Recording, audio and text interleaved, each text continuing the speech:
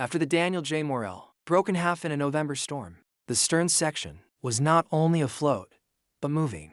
The propeller continued turning, the engine room lights stayed on, and the 4 men who made it to a life raft watched in disbelief as half of their ship sailed away. The men who had been back there were either already dead or soon would be, trapped in a section of ship that was doomed but didn't know it yet. For roughly 5 miles, the stern section of the Morrell continued across Lake Huron under its own power, a ghost ship in the truest sense. Then physics and flooding caught up with it. The stern began to settle, the lights flickered and went out, and then it to slip beneath the waves. Now there were 4 men in an open life raft on Lake Huron in a November storm. The temperature was in the low 20s.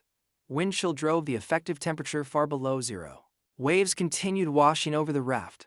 The men were already soaked, and in these conditions, wet clothing becomes dangerous. The raft had minimal supplies and no real protection from the elements. 3 of the men were experienced crew members. The 4th was a 26-year-old watchman named Dennis Hale. Hypothermia doesn't wait for rescue. After being in water that cold, despite being in the raft, they were still soaked through. The body begins shutting down within hours. The men huddled together to try to preserve what little warmth remained. But one by one, over the course of that first night and into the next day, Hale's 3 crewmates stopped moving, stopped responding. Their bodies simply gave out. By dawn, I looked at the kid in front of me and there was some white foam coming out of his mouth. And I jabbed him and I said, "You all right, man?" And he didn't respond. And behind me was another fella.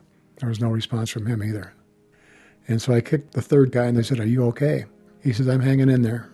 We talked about being home for Christmas with our families. But he says, "It feels like my lungs are filling up or something." Well, he started coughing and he passed away and he fell with his arm around me.